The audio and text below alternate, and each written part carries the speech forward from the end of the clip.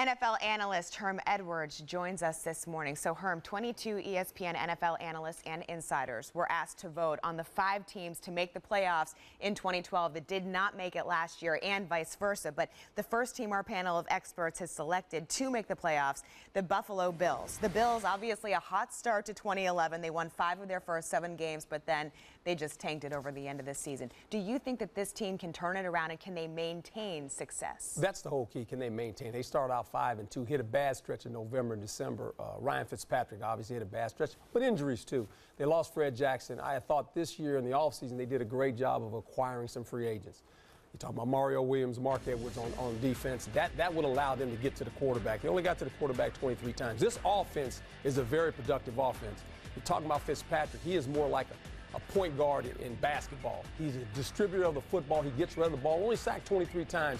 They will battle the Jets, in my opinion, as a wild card team in this division. I think New England is still good enough to win the division. They've done some things defensively where they can win this division.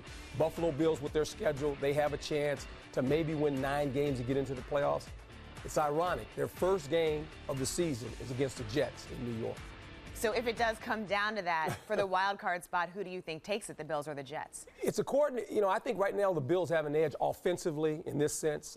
They've been together. Now the Jets are coming with a new offense. They want to run the ground and pound. That's fine, but you still have to be able to throw the football. This is what the Buffalo Bills are able to do. They can throw the ball. They put you in space. They run a lot of shotgun spread offense. They have skilled players that can catch and run. So their offense is a little ahead of the Jets' offense right now. And at least they know where they are. The Jets a little bit of a question. Well, the Tebow situation, see where they fit. But the Jets will be in it. They'll be battling. Okay. Moving on, staying in the AFC East, though, former Patriots and now Dolphins wide receiver Chad Ochocinco reportedly admitted that he had a tough time grasping the Patriots playbook in his one season in New England. If you're new head coach Joe Philbin, what are you thinking about that admission, Herm?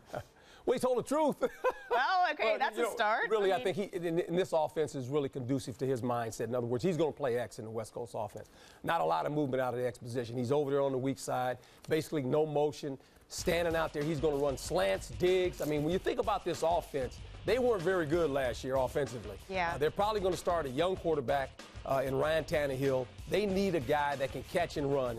And one thing about Ocho, they showed that he can catch the ball and run. He's going to have to run slants, goals, and digs. Not very difficult to play the X receiver in the West Coast offense. Why couldn't he grasp the Pats playbook? I don't know. I have no idea.